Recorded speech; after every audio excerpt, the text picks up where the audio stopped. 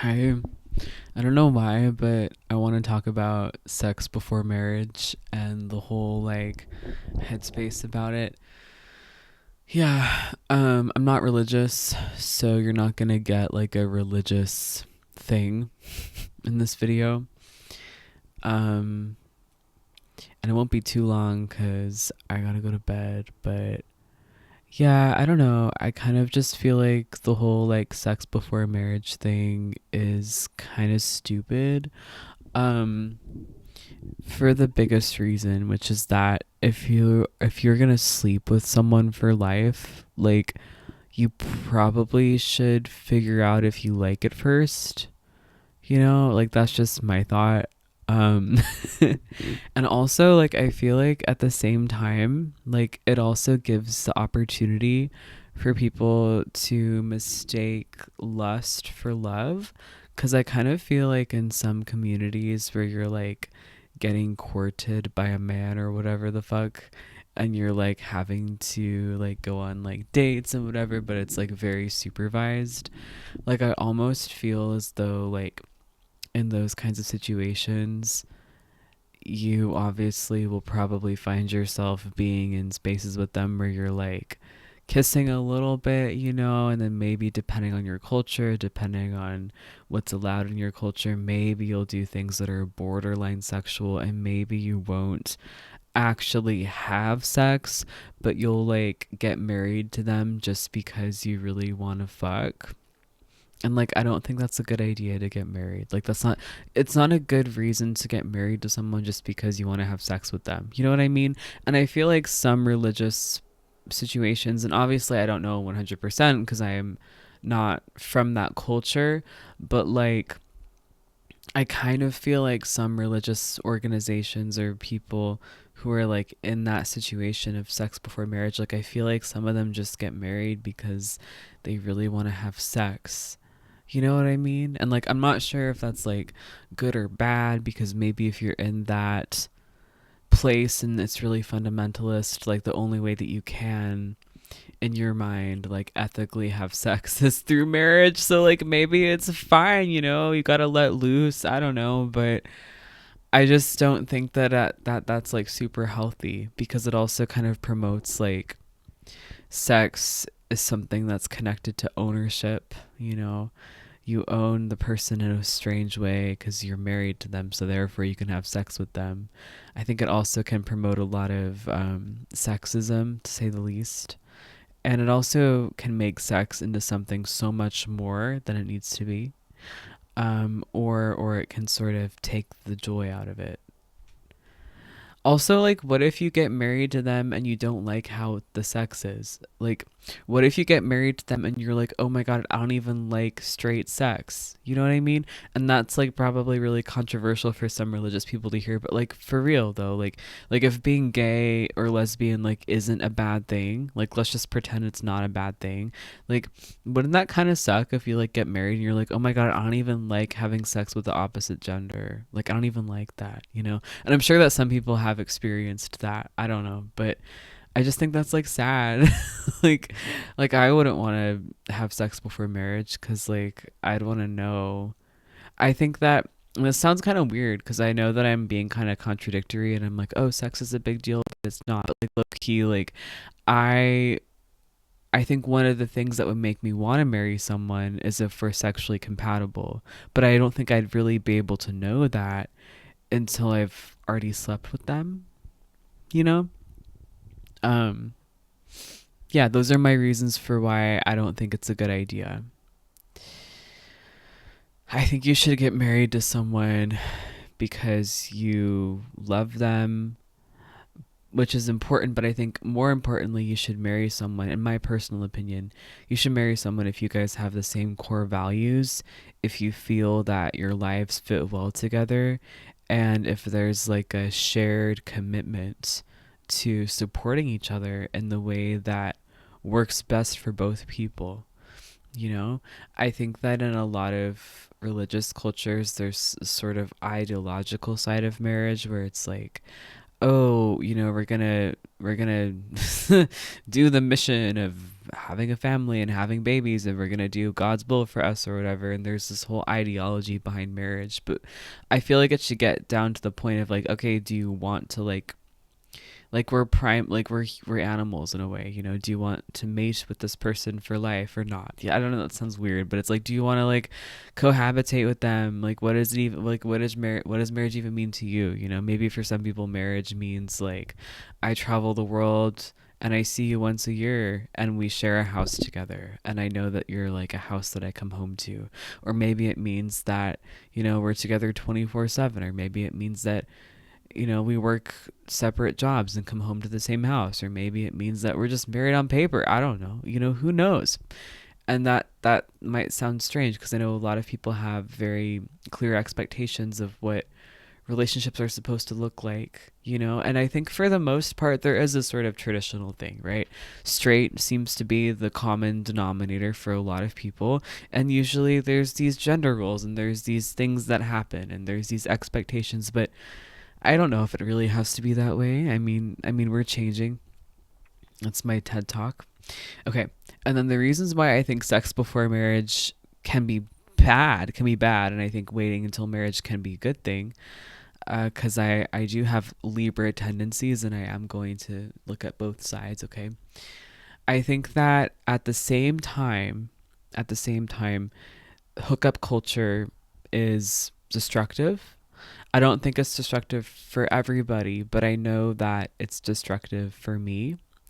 Like, I'm not the kind of person who can just hook up with someone and then be like, "Okay, bye, like I'll never talk to you again." Like, to me that's like heartbreaking because something so like vulnerable and intimate and sacred as like sharing my body with someone, like I want to know that they value that and that it means something to them and that they respect me.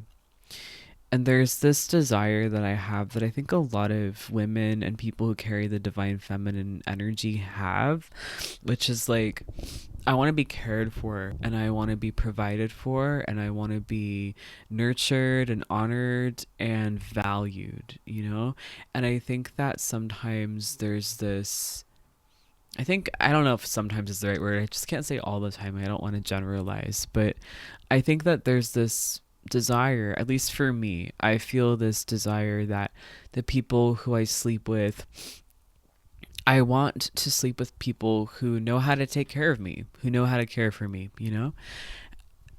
To me, like, I find it very like attractive when someone knows how to cook for me and knows how to fix my lamp, you know, and knows how to help me do the grounded, rudimentary day to day things. And I guess what I'm trying to say is that I think that, sex is a physical thing, but it's also a spiritual thing. And I think that, some people acknowledge this, some people don't, but when you're sharing your body with someone and you're essentially giving them um a form of control over your body to affect your pleasure, to put it bluntly, or affect your desire, um you're giving them some form of control.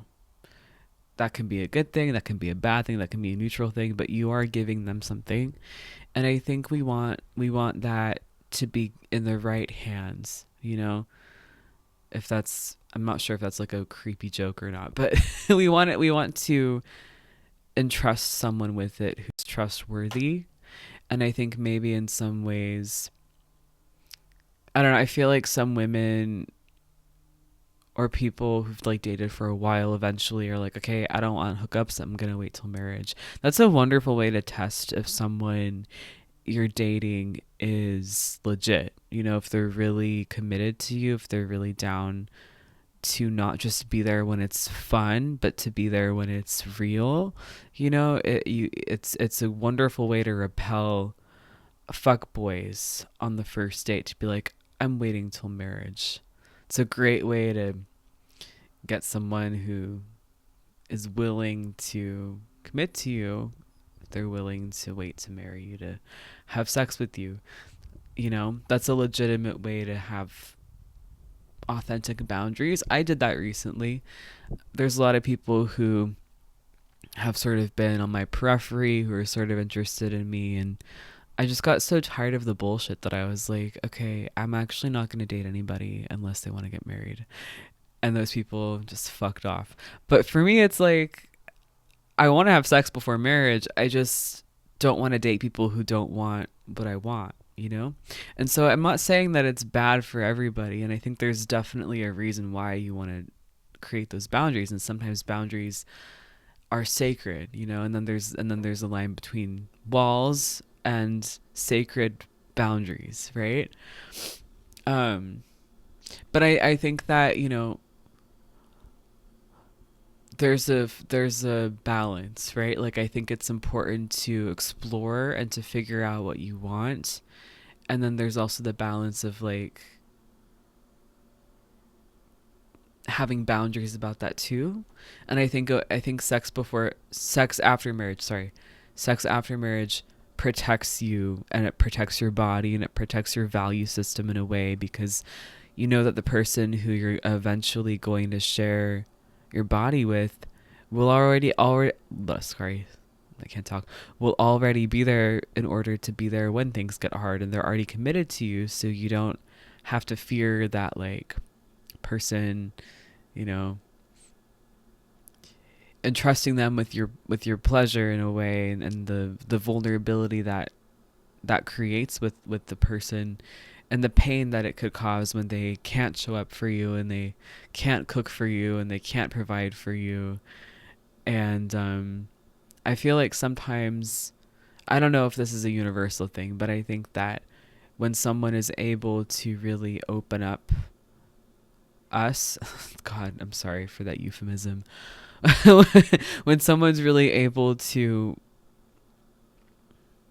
when you have really good sex with someone, I'm just gonna be blunt, it like, it opens you. Fuck. Oh my God. Sorry. It like, I don't know how to say it without saying it.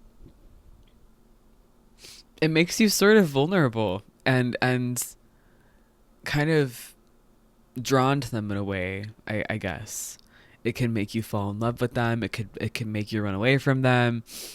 They could just become a fuck buddy. It depends on your psychology, depends on who you are, and if you push people away or keep them close.